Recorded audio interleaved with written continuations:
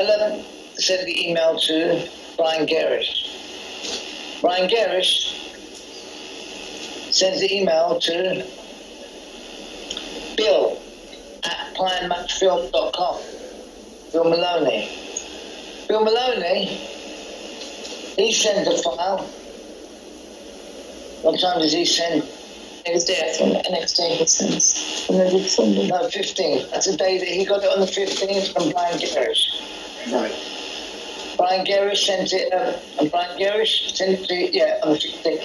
Bill Maloney sent it to Nathan Numnuts Wedger.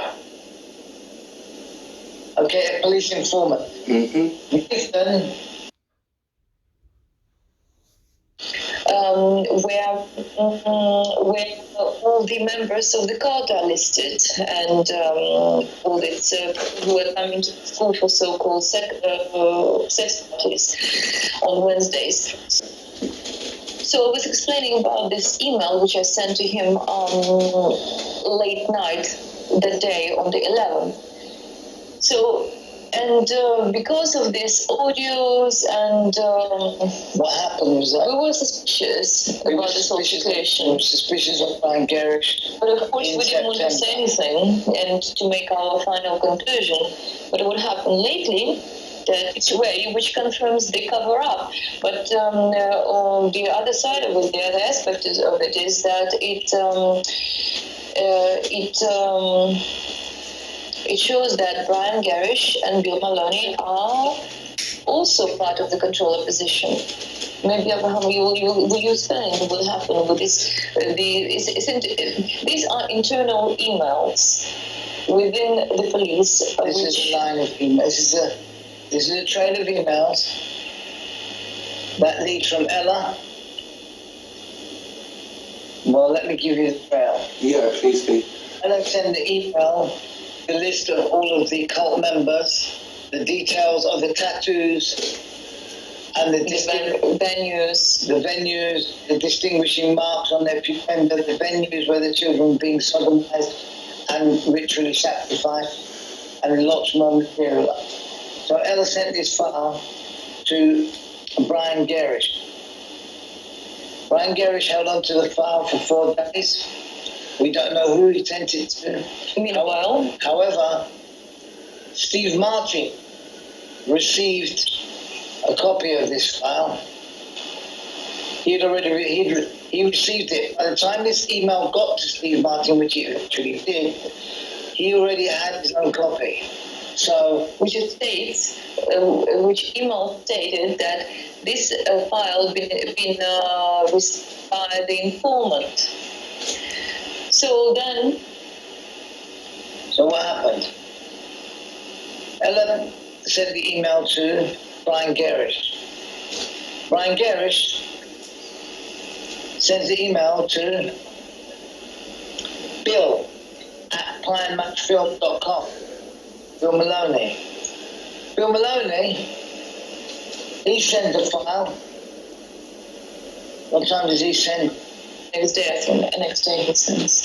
Maybe Sunday. No, 15th. That's the day that he got it on the 15th from Brian Gerrish. Right. Brian Gerrish sent it, on the 15th. Bill Maloney sent it to Nathan Numnuts Wedger.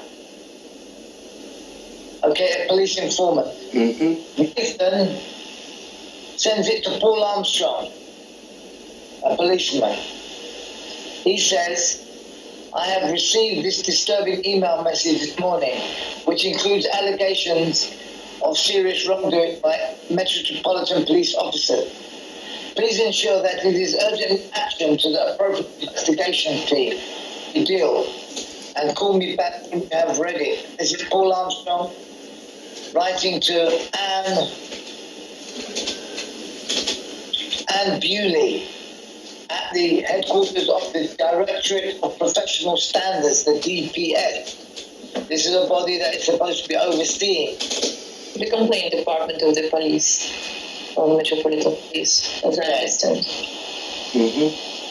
The next person to get the email is a Craig Langley, PS, from the DPS Intelligence Bureau.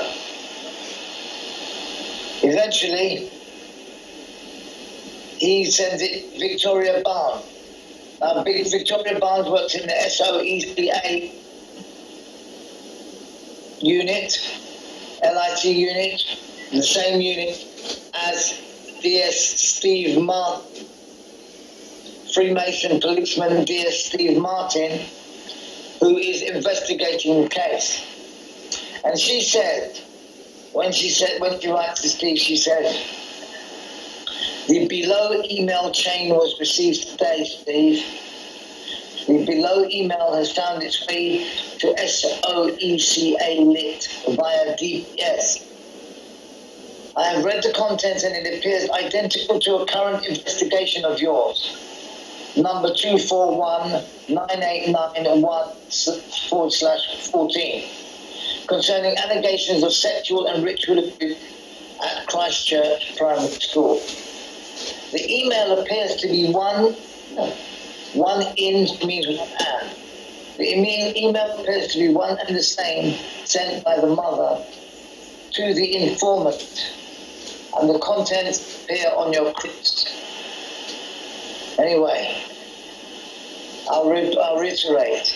It says the email appears to be one and the same sent by the mother to the informant, and the contents appear on your crypt. So, and the informant most likely is referred to as Gerrish. There's only one person that ever sent that email to her, other than my brother-in-law, who is a special police sergeant. And who already had all the information. Yes, and I doubt very much they'd be calling him an informant as a special police sergeant. The only other person ever sent that information to was Brian Gerrish. Now, Brian Gerrish and Bill Maloney were both aware of that email. Brian on the 11th of September, Bill on the 15th of September 2014. They were both aware of the email and its content.